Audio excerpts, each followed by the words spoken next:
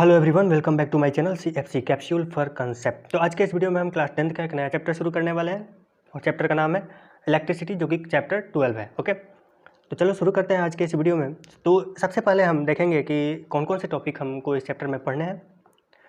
तो सबसे पहले हम इंट्रोडक्शन देखेंगे, यानी कि इलेक्ट्रिसिटी क्या है। तो देखो, मेनली इलेक्ट्रिसिटी क्या होता है तुम्हारा, यानी कि करंट के बारे में। इस चैप्टर में हमको करंट के बारे में पढ़ते हैं। ओके, और करंट से रिलेटेड जो भी इंस्ट्रूमेंट्स वगैरह हैं उनके बारे में हमको डिस्कस करना रहता है इस चैप्टर में, इलेक्ट्रिसिटी में। ओके, और इसी के अंडर में चार्ज आ गया, फिर करंट। तो नेक्स्ट टॉपिक क्या हो जाएगा तुम्हारा, चार्ज और करंट के बारे में। उसके बाद पोटेंशियल डिफरेंस क्या होता है, इसके बारे में देखेंगे। फिर कौन कौन से सिंबल्स कौन कौन से यूज होते हैं इलेक्ट्रिसिटी में, वो चीज़ देखेंगे। उसके बाद एक बहुत ही इंपॉर्टेंट टॉपिक आ जाता है तुम्हारा ओम्स लॉ। ओके, और इसके बारे में हमें डिटेल्स में देखेंगे और कुछ क्वेश्चन भी करेंगे ओम्स लॉ पे। और ओम्स लॉ के अंदर ही हमको रेजिस्टेंस टॉपिक जो होता है, टर्म पढ़ना होता है रेजिस्टेंस के बारे में। ओके, उसके बाद का टॉपिक क्या हो गया तुम्हारा, factors on which resistance of conductor depends, यानी कि ऐसे कौन से फैक्टर है जिनमें किसी भी कंडक्टर के जो रेजिस्टेंस होते हैं वो डिपेंड करते हैं, इसके बारे में पढ़ना है। तो यहाँ तक के जो टॉपिक हैं इस वीडियो में कवर होंगे। और उसके बाद हमको ये कम्बिनेशन ऑफ रजिस्टर्स पढ़ना है, एक सीरीज और पैरेलल कम्बिनेशन। उसके बाद पैरेलल कम्बिनेशन का सीरीज कम्बिनेशन पे क्या एडवांटेजेस हैं ये देखना है। और लास्ट टॉपिक जो होगा वो heating effect of electric circuit, इसको देखेंगे। और इसके अंडर में जूल्स लॉ, इलेक्ट्रिक फ्यूज और इलेक्ट्रिक पावर को टॉपिक पढ़ेंगे। ओके, और उसके बाद चैप्टर हमारा हो जाएगा कंप्लीट।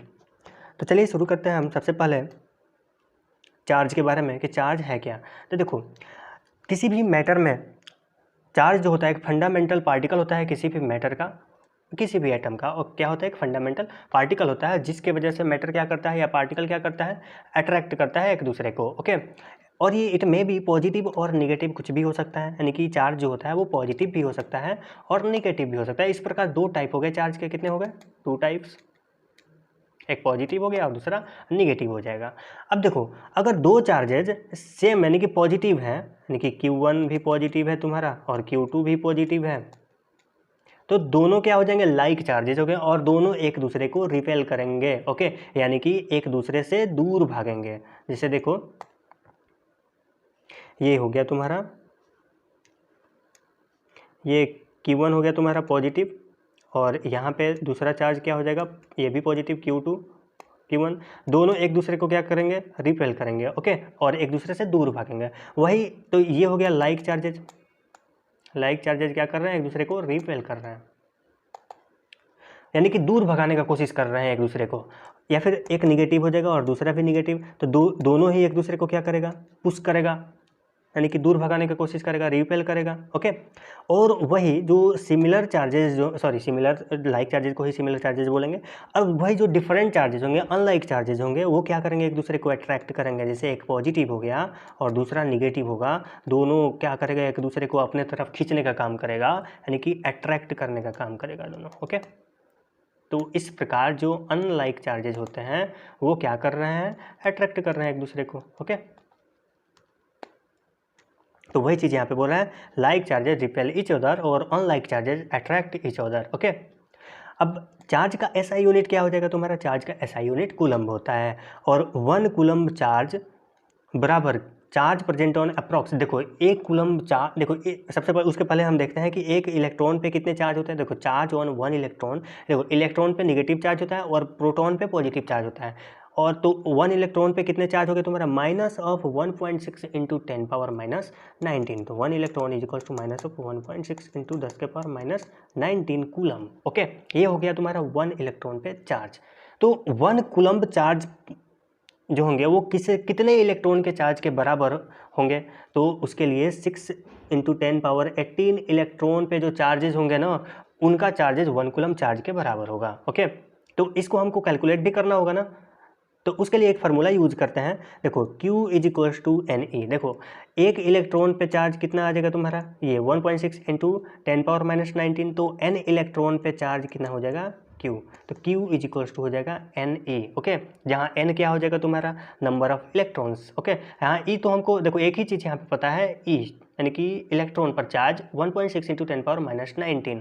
उसके बाद हम अगर चार्ज 1 कूलम्ब पे हमको निकालना है कि कितने इलेक्ट्रॉन पे 1 कूलम्ब चार्ज हो जाएंगे, तो हमको क्या करना पड़ेगा, NE is equals to Q, यानी कि Q के जगह पर 1 कूलम्ब हमको यूज करना होगा। तो चलिए एक बार हम इसको यूज करके भी देख लेते हैं।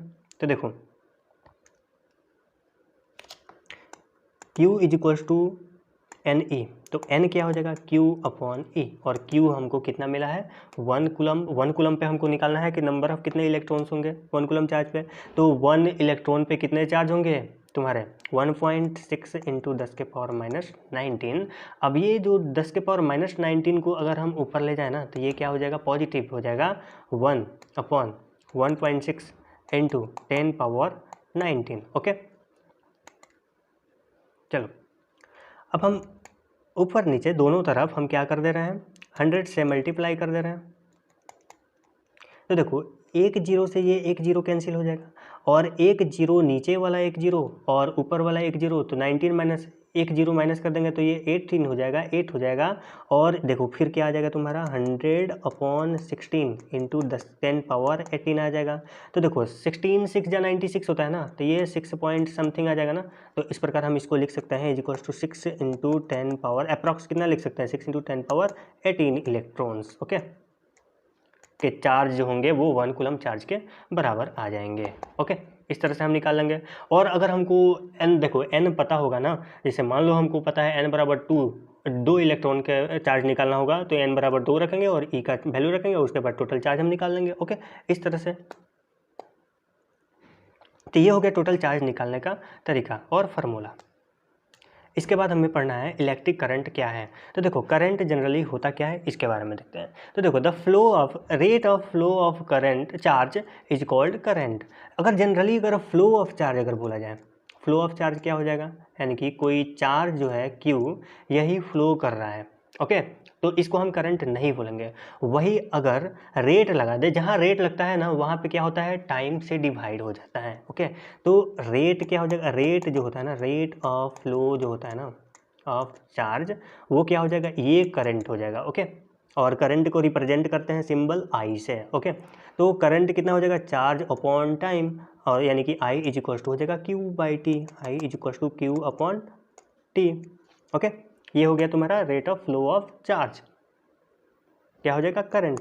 तो सिंपली यानी कि अगर सिंपली फ्लो ऑफ चार्ज बोले तो इसको करंट नहीं बोलेंगे, rate of flow of charge जो होता है वो करंट होता है। ओके और वैल्यू क्या हो जाएगा I is equal to Q/T। Okay अब Q का जो यूनिट होता है आई देखो Q का यूनिट क्या हो जाएगा कूलम्ब और T का सेकंड, तो इसको हम एम्पियर बोलेंगे। क्या बोलेंगे एम्पियर बोलेंगे, यानी कि करंट का यूनिट एम्पियर हो जाएगा coulomb by second, coulomb per second. Okay अब अगर हम सिंपल एक डायग्राम देख लेते हैं। देखो ये दे रखा है सेल तुम्हारा, ये है तुम्हारा बल्ब और ये की हो जाएगा, और ये करंट को मेजर करने वाला इंस्ट्रूमेंट होता है एमीटर, जिसके बारे में हम नेक्स्ट स्लाइड में पढ़ेंगे। तो सिंपली जो करंट जो मूव कर रहा है वो किधर से मूव कर रहा है, ऐसे हाई टर्मिनल, और ये पॉजिटिव टर्मिनल है और ये निगेटिव टर्मिनल है, तो पॉजिटिव टर्मिनल से निगेटिव टर्मिनल करंट फ्लो करता है। डायरेक्शन भी हमको देखना है। ये सर्किट सिंपल सर्किट हो गया। तो देखो सर्किट को डिफाइन कैसे करेंगे। ओके यानी कि a symbol diagram containing electric bulb, cell, switch and ammeter is called sir electric circuit. यानी कि एक सिंपल डायग्राम जो किससे किससे बना हो, सेल से, बल्ब से और ये स्विच से और एमीटर से मिलकर के बना हो, उसको हम इलेक्ट्रिक सर्किट बोल दिए हैं। ओके तो ये सिंपल इलेक्ट्रिक सर्किट हो गया। चलो इसके बाद देखते हैं। तो SI यूनिट ऑफ करंट क्या हो जाएगा तुम्हारा एम्पियर, और एम्पियर के बारे में अभी हमने बताया I बराबर होता है Q/T, यानी कि कूलम पर सेकंड। ओके तो क्या हो जाएगा 1 एम्पियर बराबर 1 कूलम पर सेकंड। देखो 1 एम्पियर कब हो जाएगा, करंट 1 एम्पियर कब फ्लो करेगा, यानी कि I बराबर 1 एम्पियर कब होगा, जब चार्ज कितना हो 1 कूलम हो और टाइम कितना हो 1 सेकेंड हो, तब क्या हो जाएगा 1 एम्पियर करंट उसको हम बोलेंगे। तो एम्पियर को सिंपली डिफाइन कैसे करेंगे। तो देखो ampere is the flow of electric charge through a surface at the rate of 1 coulomb per second, तो उस समय एम्पियर उसको बोलेंगे। ओके 1 एम्पियर बोलेंगे। Small quantity of electric current, देखो अब कुछ स्मॉल क्वांटिटी भी इलेक्ट्रिक करंट का होता है और मेनली उसको मिली और माइक्रो बोलते हैं। ओके तो मिली एम्पियर का मतलब होता है मिली मतलब 10⁻³ और माइक्रो का मतलब क्या हो जाएगा 10⁻⁶, और इसमें एम्पियर जो लगा दो एम्पियर, तो ये मिली एम्पियर और माइक्रो एम्पियर, ये दो हो गया तुम्हारा स्मॉल क्वांटिटी ऑफ करंट। चलो एक क्वेश्चन इसी पे देख लेते हैं। देखो इसमें क्या दे रखा है, करंट का वैल्यू दे रखा है I is equal to 0.5 ampere, इसको हम 1/2 एम्पियर भी बोल देंगे। 1/2 एम्पियर। और देखो टाइम कितना दे रखा है, टी दे रखा है 10 मिनट, और हमको टाइम किसने में चाहिए, ऐसा यूनिट में, यानी कि 10 × 60 सेकेंड में चाहिए। कितना हो जाएगा, 600 सेकेंड। ओके, और हमको निकालना क्या है, इलेक्ट्रिक चार्ज निकालना है जो सर्किट से फ्लो कर रहा है।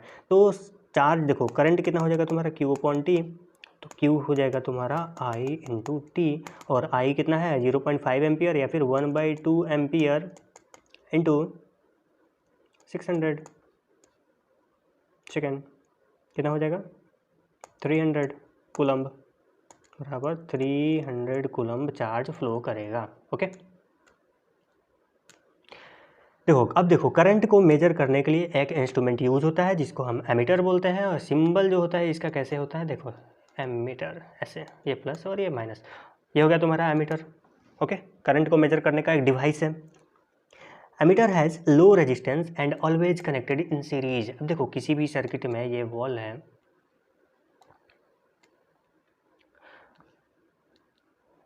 यहाँ पे सेल है,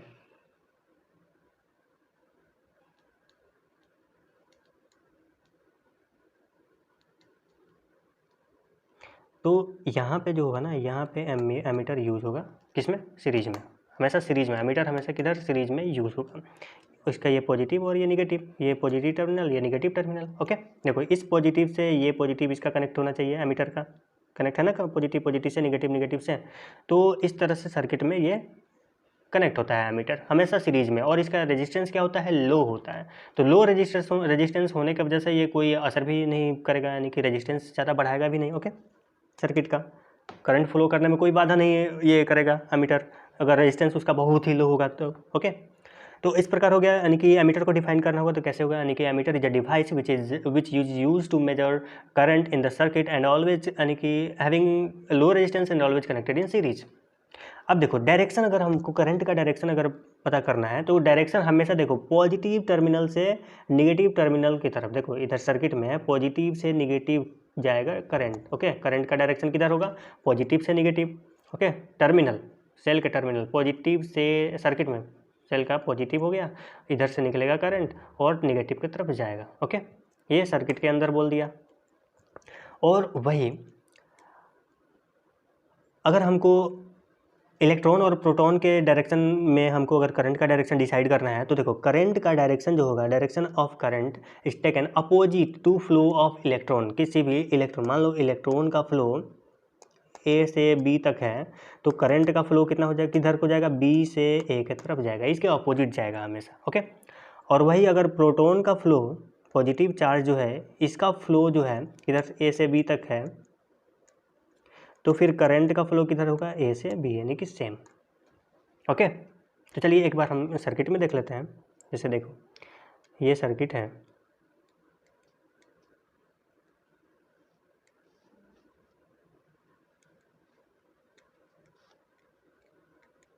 इधर पॉजिटिव टर्मिनल, इधर निगेटिव, तो करंट किधर होगा, हमेशा पॉजिटिव से निगेटिव होगा। Okay, current. ओके, और वही इलेक्ट्रॉन, देखो इलेक्ट्रॉन का चार्ज क्या होता है, निगेटिव होता है। ओके, तो इलेक्ट्रॉन हमेशा निगेटिव टर्मिनल से निकलेगा, हमेशा किधर से, निगेटिव। देखो ये पॉजिटिव टर्मिनल है और ये निगेटिव टर्मिनल, तो इलेक्ट्रॉन हमेशा किधर, पॉजिटिव टर्मिनल से निकलेगा, यानी कि इलेक्ट्रॉन का, ये इलेक्ट्रॉन का फ्लो जा रहा है इधर, इधर से इलेक्ट्रॉन जा रहा है और इधर से क्या जा रहा है, करंट जा रहा है, इधर करंट। तो इलेक्ट्रॉन का जो डायरेक्शन है ना वो करंट के डायरेक्शन के अपोजिट होगा। ओके, ये हो गया। इस तरह से सर्किट में हम बताएंगे। तो हमेशा अगर बात करें ना, इलेक्ट्रॉन का डायरेक्शन निगेटिव से पॉजिटिव की तरफ जाएगा सर्किट में, और वही जो करंट का डायरेक्शन होगा वो हमेशा पॉजिटिव से निगेटिव की तरफ जाएगा सर्किट में। ये हो गया, यानी कि पॉजिटिव को हाई टर्मिनल बोलते हैं, हाई टर्मिनल, और निगेटिव को लो टर्मिनल बोलते हैं। ओके, तो हाई टर्मिनल से लो टर्मिनल करंट का डायरेक्शन हो रहा है। ओके, और वही इलेक्ट्रॉन का लो, क्योंकि इलेक्ट्रॉन जो होता है ना वो लो टर्मिनल पर ज़्यादा होता है, तो लो टर्मिनल से हाई टर्मिनल इलेक्ट्रॉन जाता है। ओके, इसके बाद देखना है क्या, पोटेंशियल डिफरेंस के बारे में। अब देखो पोटेंशियल डिफरेंस, यानी कि पोटेंशियल डिफरेंस, यानी कि पोटेंशियल का डिफरेंस यहाँ पे आ रहा है ना, यानी कि एक जगह हाई पोटेंशियल होगा और लो पोटेंशियल एक जगह होगा, तो दोनों के बीच में डिफरेंस क्रिएट होगा। ओके, तो किसी भी सेल में एक हाई पॉजिटिव टर्मिनल होता है और एक निगेटिव। देखो किसी भी सेल में एक मिनट, किसी भी सेल में एक पॉजिटिव टर्मिनल होता है, देखो ये पॉजिटिव टर्मिनल होता है और ये निगेटिव टर्मिनल होता है, ये सेल है बैटरी, ओके, पॉजिटिव टर्मिनल और निगेटिव टर्मिनल। तो यहाँ का जो पोटेंशियल जो होता है ना, ये हाई पोटेंशियल होता है और ये क्या होता है पोटेंशियल, ये लो पोटेंशियल होता है। तो इस बीच में एक पोटेंशियल डिफरेंस क्रिएट हो गया, क्या हो गया, पोटेंशियल डिफरेंस क्रिएट हो गया, ओके। और सेल जो होता है ना, ये सिंपल डिवाइस होता है जो पोटेंशियल डिफरेंस क्रिएट करता है। तो इस प्रकार पोटेंशियल डिफरेंस हम देख लिए, किसी दो पॉइंट के बीच में के पोटेंशियल के बीच का डिफरेंस जो होता है वही पोटेंशियल डिफरेंस होता है, ओके। वो पोटेंशियल डिफरेंस सिंपल हम सर्किट में देख लिए, यानी कि दो टर्मिनल्स के बीच का जो ये पोटेंशियल का डिफरेंस जो होगा वो हो गया। तो अब पोटेंशियल डिफरेंस को डिफाइन कैसे करेंगे, इसको हम देखते हैं। तो देखो, the amount of work done to move a unit charge from one point to another is called potential difference, और इसको रिप्रेजेंट करते हैं सिंबल भी से, ओके। तो मान लो पॉइंट ए है, यहाँ से एक यूनिट चार्ज क्यू को पॉइंट बी तक हम ले जा रहे हैं, तो इस दौरान जो वर्क डन जो लग रहा है ना, उसको हम क्या बोल रहे हैं, पोटेंशियल डिफरेंस। तो देखो क्यू चार्ज को ले जाने में कितना वर्क डन लग रहा है, डब्ल्यू वर्क डन लग रहा है, ए से बी तक ले जाने में डब्ल्यू वर्क डन लग रहा है। तो unit charge 1 coulomb unit charge को ले जाने में कितना लगेगा, डब्ल्यू बाई क्यू, इतना लगेगा ना work done, W by Q work done लगेगा। तो इसी चार्ज को ले जाने में जो वर्क डन जो लगता है ना, इसी को हम क्या बोल देंगे, पोटेंशियल डिफरेंस बोल देंगे। यानी कि पोटेंशियल डिफरेंस बराबर भी बराबर कितना हो जाएगा, ये डब्ल्यू बाई क्यू, ओके। देखो सिंपल चीज़, क्यू चार्ज को ए से बी तक ले जाने, देखो ए से बी तक ले जाने में क्यू चार्ज को कितना वर्क डन लग रहा है, डब्ल्यू लग रहा है क्यू चार्ज को। तो एक यूनिट चार्ज यानी कि 1 कूलम चार्ज को ले जाने में कितना वर्क डन लगेगा, डब्ल्यू बटे क्यू हो जाएगा ना, यहाँ पे डब्ल्यू बटे क्यू। तो इसी यूनिट चार्ज को ले जाने में W by Q work done ये लग रहा है, तो इसी वर्क डन को क्या बोल देंगे, पोटेंशियल डिफरेंस बोल देंगे। वही बोल रहे हैं ना, the amount of work done to move unit charge from one point to another point, यानी कि ये इतना वर्क डन लग रहा है ना एक यूनिट चार्ज को ए से बी तक ले जाने में, इसलिए डब्ल्यू बाई क्यू क्या हो जाएगा तुम्हारा, पोटेंशियल डिफरेंस हो जाएगा, डब्ल्यू बाई क्यू, ओके। तो यहाँ पे डब्ल्यू बाई क्यू क्या हो जाएगा, पोटेंशियल डिफरेंस।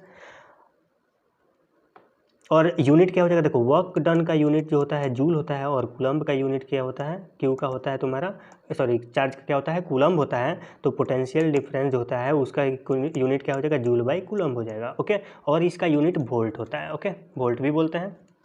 तो 1 जूल ऑफ वर्क, 1 वोल्ट को कैसे डिफाइन करेंगे, अगर V बराबर ये कितना हो जाएगा, 1 वोल्ट कब होगा, जब वर्क डन 1 जूल हो और कूलम्ब चार्ज भी क्या हो जाएगा, 1 कूलम्ब हो, तो उस समय वोल्टेज क्या हो जाएगा, 1 वोल्ट होगा, पोटेंशियल डिफरेंस क्या हो जाएगा, 1 वोल्ट होगा। तो देखो 1 joule of work is done in carrying 1 coulomb charge, then potential difference is called 1 volt. यानी कि 1 जूल वर्क, यदि 1 कूलम्ब चार्ज को ले जाने में 1 जूल वर्क जो होता है, देखो 1 कूलम्ब चार्ज ले जाने में 1 जूल वर्क डन हो रहा है, तो उस दौरान पोटेंशियल डिफरेंस क्या हो जाएगा, 1 वोल्ट होगा, ओके। ये 1 वोल्ट का डेफिनेशन हो जाएगा। अब देखो एसआई यूनिट क्या होगा पोटेंशियल डिफरेंस का, वोल्ट होगा, ओके। और 1 वोल्ट बराबर कितना हो जाएगा तुम्हारा, जूल पर कूलम्ब हो जाएगा, ओके। ये चीज़ हो गया।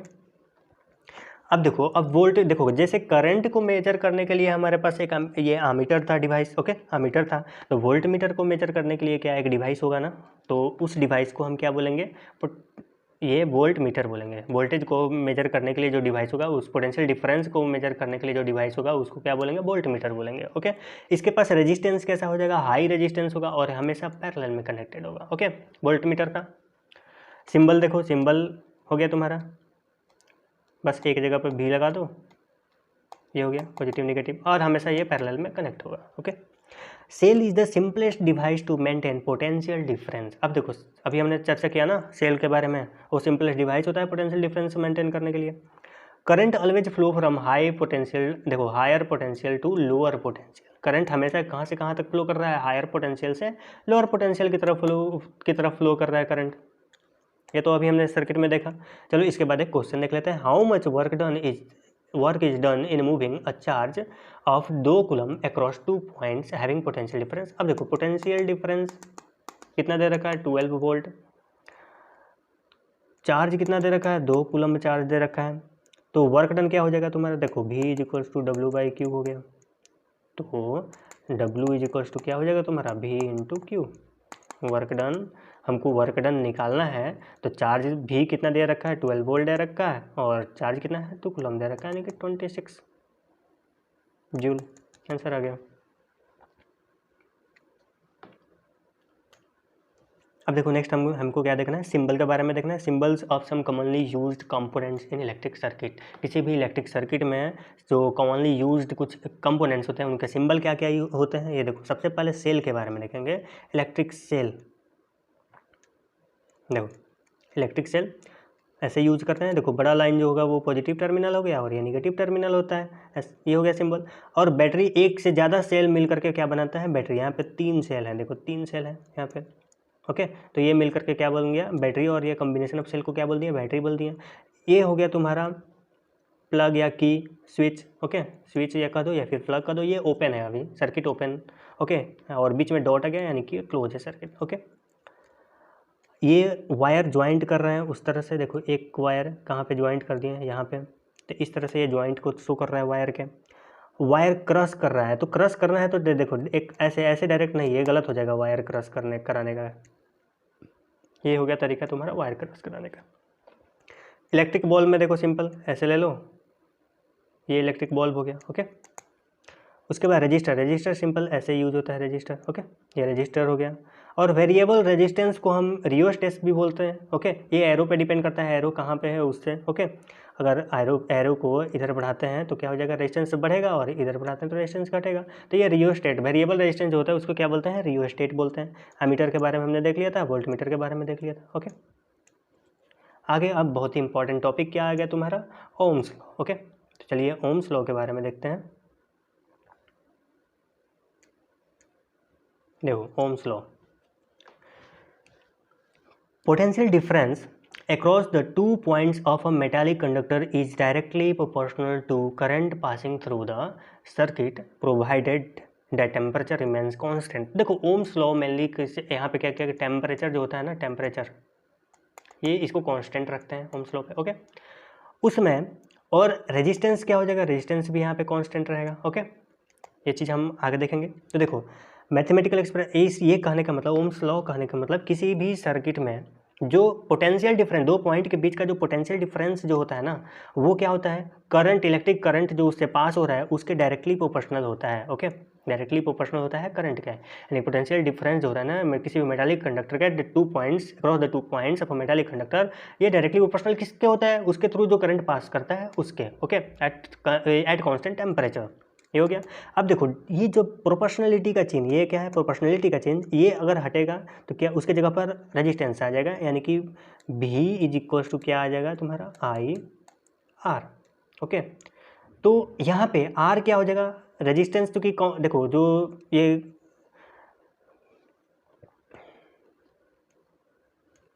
तो ये जो R जो होता है ना, वो ये प्रोपोर्शनलिटी चेंज की जगह पे आया है ना, तो इसलिए R क्या हो जाएगा, R यहाँ पे क्या हो जाएगा, कांस्टेंट हो जाएगा, और इसको रेजिस्टेंस बोलेंगे फॉर गिवन। एक पर्टिकुलर मेटल के लिए रेजिस्टेंस R जो होगा, रेजिस्टेंस कांस्टेंट होगा, ओके।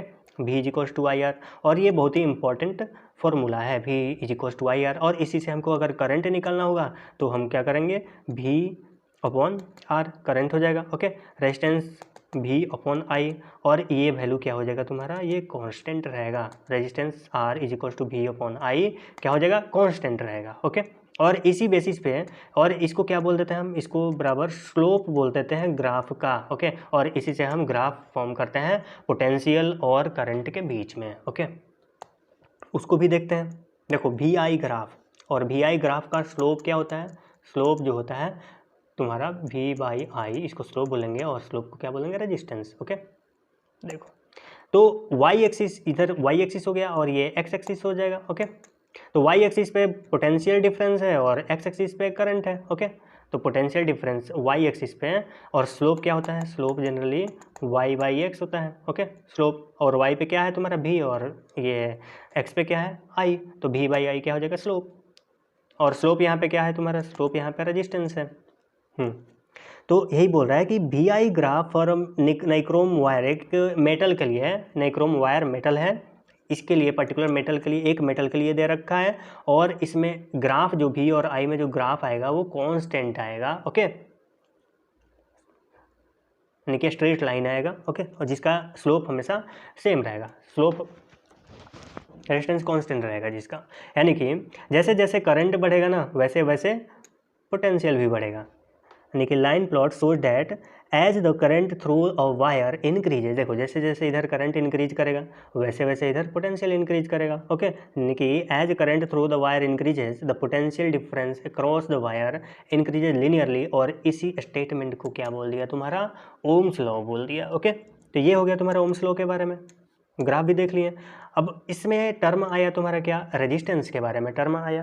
तो अब देखो इस पे, इस ग्राफ से क्वेश्चन भी आ सकते हैं, ग्राफ दे देगा और उससे क्वेश्चन पूछेगा कि स्लोप इसका क्या होगा, यानी कि रेजिस्टेंस क्या हो जाएगा। मान लो एक ग्राफ दे दिया और यहाँ दे ये वैल्यू दे दिया, इधर पोटेंशियल 8 वोल्ट दे दिया और टाइम इधर 2 सेकेंड दे दिया, यहाँ पे 0। तो अगर पूछेगा 2 सेकेंड पे क्या हो जाएगा तुम्हारा, ये रेजिस्टेंस क्या हो जाएगा इसका, तो रेजिस्टेंस जनरली V माइनस 0, यानी कि ये जो है ना 0 टाइम पर जो वोल्टेज है यहाँ से यहाँ तक 8 माइनस 0 और बाई t माइनस 0, यानी कि क्या हो जाएगा तुम्हारा, सॉरी कर ये 2 ampere not second, ampere I minus 0। तो भी कितना है 8 माइनस 0 बाई ये 2 माइनस 0, कितना हो जाएगा 8/2, यानी कि 4, यानी कि 4 ओम आ जाएगा इसका आंसर रेजिस्टेंस, ओके, इस ग्राफ का। तो इस तरह से क्वेश्चन भी पूछ सकता है। तो इसके बाद हम देखेंगे रेजिस्टेंस है क्या। तो देखो, it is the property of conductor to resist the flow of charge through it. अब देखो रेजिस्टेंस जो होता है ना, ये किसी भी मेटल का, कंडक्टर का क्या होता है, ये प्रॉपर्टी होता है। किस लिए, कारण क्या है रेजिस्टेंस का, इसका मतलब अवरोध करना, ओके, यानी कि विरोध करता है किसी भी फ्लो, चार्ज जो है ना, चार्ज के फ्लो को रेजिस्ट करता है, कम करता है, विरुद्ध उसके रह जाता है, ओके। तो ये प्रॉपर्टी हो गया कंडक्टर का, किसके, चार्ज के विरुद्ध जाना, ओके, चार्ज को रोकना, चार्ज का जो फ्लो होता है उसको रोकना। इस प्रकार ये क्या करेगा, करंट भी कम कर देगा। तो ये क्या हो गया, रेजिस्टेंस को कैसे डिफाइन करेंगे, यानी कि the property of conductor to resist the flow of charge through it is called resistance. Ohm इसका SI यूनिट ऑफ रेजिस्टेंस क्या हो जाएगा, ओम, ओके। और R जो होता है तुम्हारा V/I हो जाएगा, और V का क्या हो जाएगा तुम्हारा, ये वोल्ट हो गया बाय एम्पियर, यानी कि वोल्ट बाई एम्पियर, ओके। तो 1 ओम बराबर 1 वोल्ट बाई 1 एम्पियर, ये हो गया। तो व्हेन पोटेंशियल डिफरेंस 1 वोल्ट हो, जब पोटेंशियल डिफरेंस क्या हो, 1 वोल्ट हो, और करंट थ्रू द सर्किट कितना हो, 1 एम्पियर फ्लो कर रहा हो, उस समय रेजिस्टेंस 1 ओम होगा, ओके।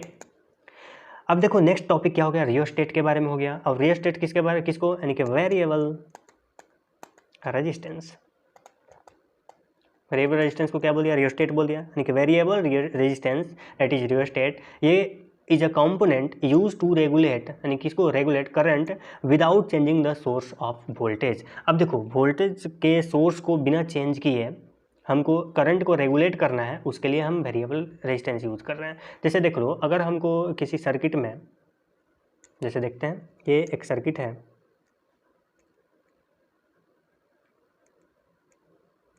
ओके,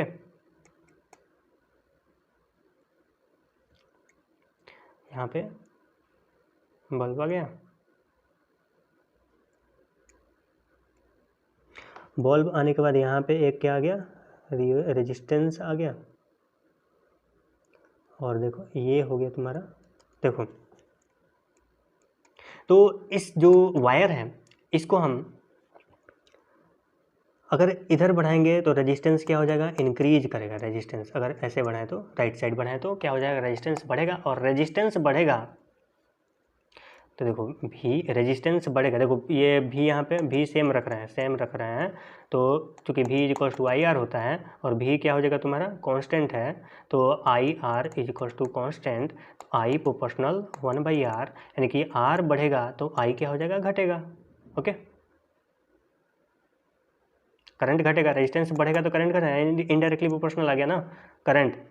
तो इस प्रकार देखो ये सर्किट में हम ये सेल को चेंज नहीं कर रहे हैं, केवल ये रियोस्टेट को इधर मूव करके या फिर इधर मूव करके हम केवल रेजिस्टेंस चेंज कर रहे हैं, और रेजिस्टेंस चेंज करके हम आई को, करंट को वेरिएबल बना रहे हैं, यानी कि रेगुलेट कर रहे हैं। तो अगर हमको करंट को कम करना है, डिक्रीज करना है, तो हमको रेजिस्टेंस क्या करना पड़ेगा, क्योंकि देखो इनडायरेक्टली प्रोपोर्शनल है ना, तो अगर रेजिस्टेंस को हम ये इंक्रीज कर रहे हैं, रेजिस्टेंस अगर इंक्रीज कर रहे हैं, राइट साइड इधर मूव करा रहे हैं, तो उस समय करंट क्या हो जाएगा, डिक्रीज करेगा। ओके, और वही अगर हमको करंट को क्या करना है, बढ़ाना है, तो हमको रेजिस्टेंस को क्या करना पड़ेगा, कम करना पड़ेगा। यानी कि रेजिस्टेंस को लेफ्ट साइड में मूव करेंगे तो रेजिस्टेंस कम होगा। ओके, और करंट क्या हो जाएगा, बढ़ेगा। ओके, ये उम्मीद है समझ में आया होगा ये।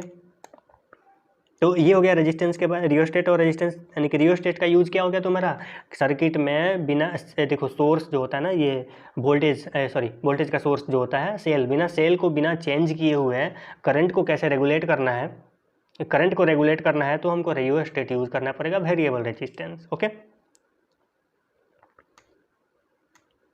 इसके बाद देखना है कि factors on which resistance of a conductor depends. अब वो ऐसे फैक्टर्स यानी कि कौन कौन से ऐसे फैक्टर्स हैं जिन पे जो कंडक्टर, किसी भी कंडक्टर का रेजिस्टेंस डिपेंड करता है। ओके, तो देखो resistance of a uniform metallic conductor is, सबसे पहले वो डायरेक्टली प्रोपोर्शनल होता है किसके, लेंथ, कंडक्टर के लेंथ के डायरेक्टली प्रोपोर्शनल होता है। ओके, रेजिस्टेंस जो होता है सबसे पहले किसके प्रोपोर्शनल होता है, डायरेक्टली प्रोपोर्शनल होता है लेंथ के। ओके, पहला बात। दूसरा बात, इन्वर्सली प्रोपोर्शनल होता है, ये इन्वर्सली प्रोपोर्शनल होता है to the area of cross section. यानी कि रेजिस्टेंस इन्वर्सली प्रोपोर्शनल होता है किसके, एरिया ऑफ क्रॉस सेक्शन उस मेटल के। ओके, तीसरा directly proportional to temperature, R जो है ना टेम्परेचर के, डिग्री सेल्सियस टेम्परेचर के डायरेक्टली प्रोपोर्शनल होता है। यानी कि टेम्परेचर जितना ही बढ़ेगा रेजिस्टेंस उतना ही बढ़ेगा। Okay, area of cross section बढ़ेगा तो रेजिस्टेंस घटेगा, लेंथ बढ़ेगा तो रेजिस्टेंस बढ़ेगा। ओके, चौथा क्या हो गया, depends on the nature, material का नेचर कैसा है, यानी कि उसके लिए रेजिस्टिविटी यूज होता है। ओके,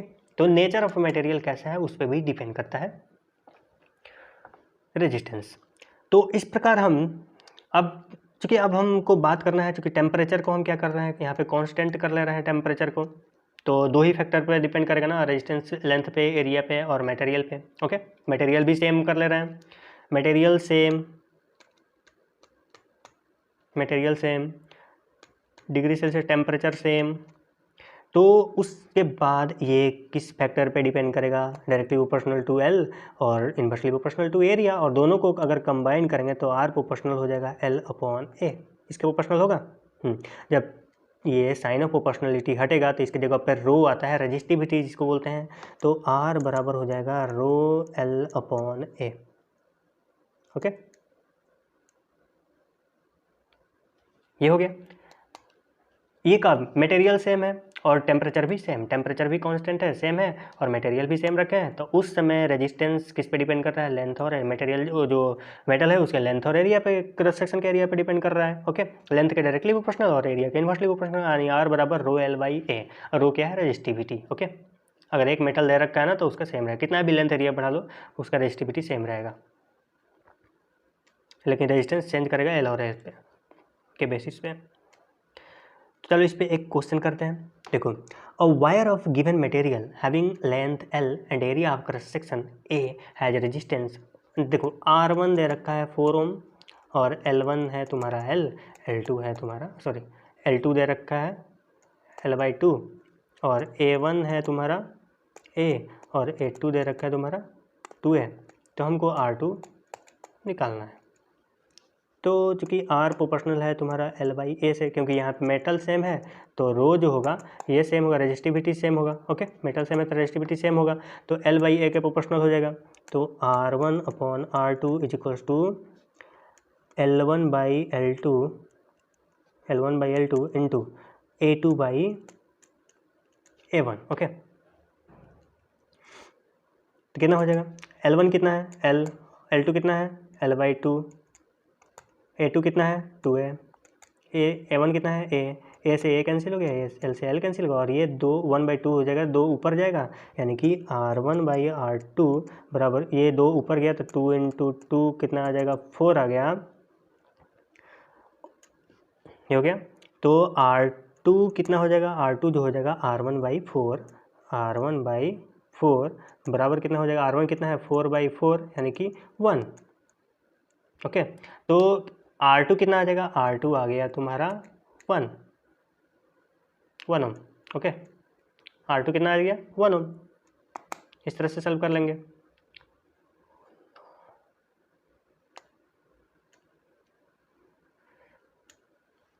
सिंपल, इसको सॉल्व करने के लिए देखो, R1 बराबर rho L1 by A1, R2 is equals to rho L2 by A2। अब अगर हम R1 और R2 को डिवाइड करते हैं तो क्या हो जाएगा, देखो R1 by R2 is equals to rho L1 by A1। Okay,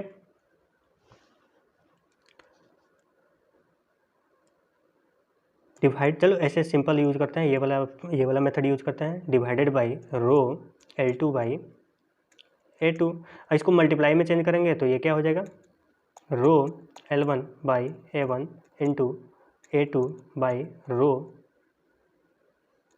L2। तो इस प्रकार ये रो इस रो से कैंसिल हो जाएगा, इस तो हो जाएगा तुम्हारा L1 by L2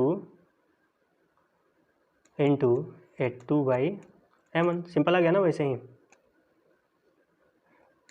R1 by R2 L1 by L2 बराबर A2 by A1 into. Okay, इस तरह से सॉल्व कर लेंगे, फॉर्मूला ये। इसके बाद देखते हैं next topic, resistivity. Next topic क्या हो जाएगा तुम्हारा, रेजिस्टिविटी है next topic. It is defined as the resistance. और देखो रेजिस्टिविटी क्या होता है, किसी भी मटेरियल का ये भी प्रॉपर्टी होता है, क्या होता है, मटेरियल का प्रॉपर्टी होता है किसी भी मेटल का, यानी कि एक मेटल का रेजिस्टिविटी हमेशा सेम रहेगा। ओके, वो किसी चीज़ पे, देखते हैं आगे किस चीज़ पे डिपेंड करता है। देखो, it is defined as the resistance offered by a cube of a material of side 1m when current flows perpendicular to its opposite face। its SI unit क्या हो जाएगा, ओम मीटर। ओके, SI यूनिट क्या हो जाएगा इसका, ओम metre. तो इसको देखो, रेजिस्टिविटी अगर हमको निकालना है ना, तो देखो R बराबर कितना होता है, ये रेजिस्टिविटी है रो L बाई ए। रो कितना हो गया तुम्हारा, rho is equals to R A upon L।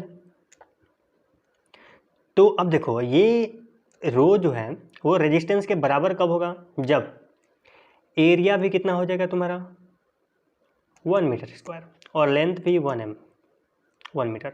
तो इसको हम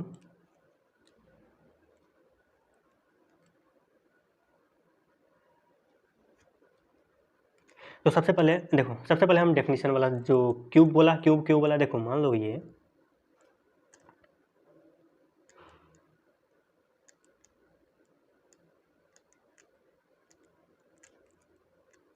मान लो ये अपर सरफेस जो है ना, ऐसे करंट जो है ना ऐसे फ्लो कर रहा है।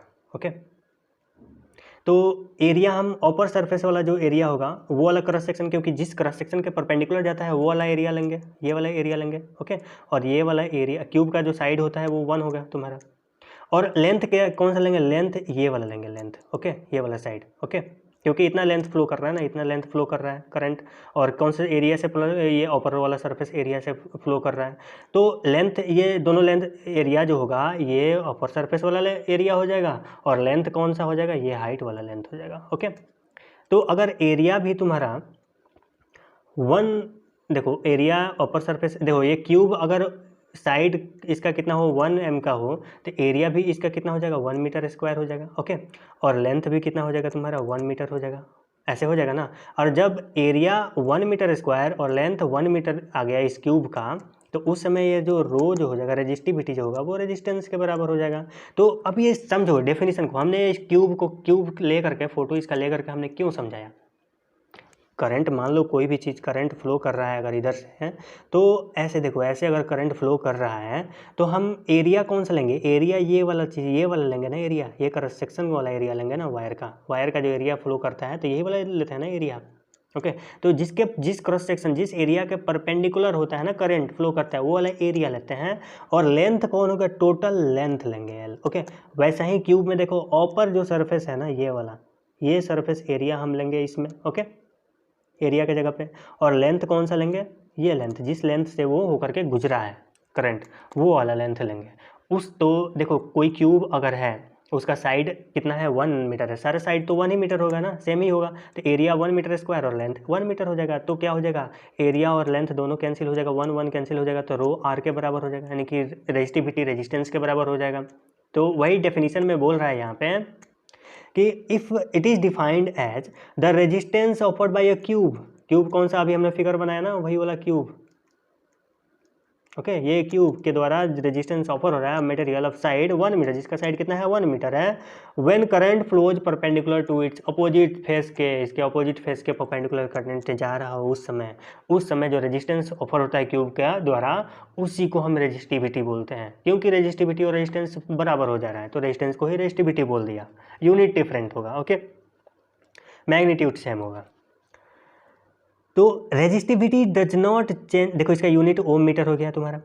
Resistivity does not change with change in length और area of cross section but it changes with change in temperature. देखो रेजिस्टिविटी जो होता है ना, एरिया और लेंथ पे डिपेंड नहीं करता है, ओके। किसी भी मटेरियल के एरिया और लेंथ पे डिपेंड नहीं करता है रेजिस्टिविटी, लेकिन रेजिस्टेंस कर रहा था, रेजिस्टिविटी नहीं करता है क्योंकि कांस्टेंट होता है ये। सिर्फ डिपेंड किस पे करता है, टेम्परेचर पे। टेम्परेचर बढ़ा दो रेजिस्टिविटी बढ़ जाएगा मेटल का, okay. Range of resistivity of metal और एलॉय, देखो मेटल और एलॉय का जो रेंज जो होता है रेजिस्टिविटी का, वो 10⁻⁸ से 10⁻⁶ तक होता है ओम मीटर, ओके। और वही range of resistivity of insulator, insulator का 10⁻12 से लेकर 10⁻17 ओम मीटर तक होता है, ओके। तो ये हो गया तुम्हारा रेजिस्टिविटी के बारे में। इसके बाद देखते हैं, देखो resistivity of alloy is generally higher than that of its constituent metal. अब देखो एलॉय जो होता है वो 1 2 3 मेटल से मिल करके बना होता है, ओके। तो उस एलॉय का जो रेजिस्टिविटी होगा ना, वो जिस मेटल से बना होगा उन मेटल्स जो होंगे उनसे ज़्यादा होगा, ओके। यानी कि किसका, एलॉय का ज़्यादा हो रहा है उसके कॉन्स्टिट्यूएंट जो मेटल्स हैं उससे, okay. Alloy do not oxidize or burns readily at high temperature, so they are commonly used in electrical heating devices। अब देखो एलोइज जो होते हैं, चूंकि ये ऑक्सीडाइज नहीं करते हैं हाई टेम्परेचर, यानी कि हाई टेम्परेचर पे भी ऑक्सीडाइज नहीं करते हैं जल्दी। यही वजह है कि जो इलेक्ट्रिकल हीटिंग डिवाइसेज होते हैं उनमें एलॉय यूज किया जाता है, क्योंकि जल्दी वो मेल्ट नहीं करेंगे, ओके। कितना भी हीट हो जाए मेल्ट नहीं करेंगे, और यही वजह है कि एलॉय यूज करते हैं। Copper and aluminum are used for electrical transmission line as they have low resistivity। अब देखो चूंकि कॉपर और एल्यूमिनियम के पास रेजिस्टिविटी कम होता है, लो होता है, इसलिए इनको इलेक्ट्रिकल ट्रांसमिशन में यूज करते हैं, ट्रांसमिशन लाइन में यूज करते हैं। ये हो गया। तो यहाँ पे दे रखा है कुछ, ये टेबल दे रखा है, इसमें रेजिस्टिविटी दे रखा है डिफरेंट मेटल्स का, यहाँ कंडक्टर्स का दे रखा है। देखो कंडक्टर्स का ये हो गया, ये कंडक्टर्स का हो गया, फिर एलॉयज का हो गया तुम्हारा, और देन इंसुलेटर्स का हो गया, okay.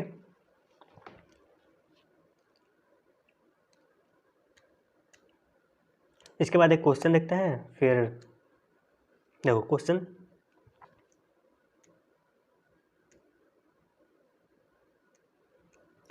Resistance of a metal wire of length 1 metre is 26 Om.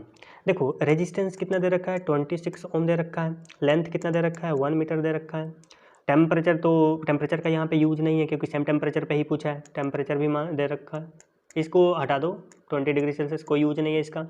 If the diameter of the wire is 0.3, अब देखो डायमीटर कितना है, 0.3 mm दे रखा है, is equals to 0.3 into 10⁻³ metre equals to 3 into 10⁻⁴ metre दे रखा है, ओके। ये हो गया डायमीटर। व्हाट, उसके बाद देखो what will be the resistivity of the metal at the temperature, उस टेम्परेचर पर रेजिस्टिविटी मेटल का कितना होगा। तो देखो सिंपल आर जो होता है वो ρl/A होता है, तो रेजिस्टिविटी कितना हो जाएगा, RA/L हो जाएगा, ओके। आर कितना है, 26 है। एरिया कितना हो जाएगा तुम्हारा, area is equals to πd² होता है ना, तो देखो πr² होता है, तो आर के जगह पर देखो आर के जगह पर d/2 हम रखेंगे, तो πd²/4 हो जाएगा, और इंटू 1/L 1/1, ये 1 मीटर दे रखा है, ओके। लेंथ तो 1/1 रख लेंगे एल के जगह पे। इस प्रकार रेजिस्टिविटी कितना हो जाएगा, 26 इंटू 3.14 इंटू d² कितना हो जाएगा, 3 3 जा 9 इंटू 10⁻⁸ डिवाइडेड बाई 4। ऐसे अगर हम करेंगे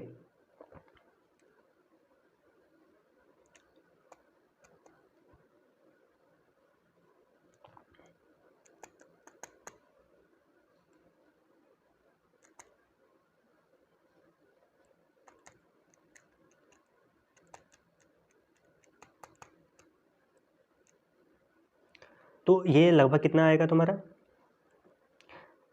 देखो यहाँ पे अगर पॉइंट सिंपल हम यूज़ करते हैं।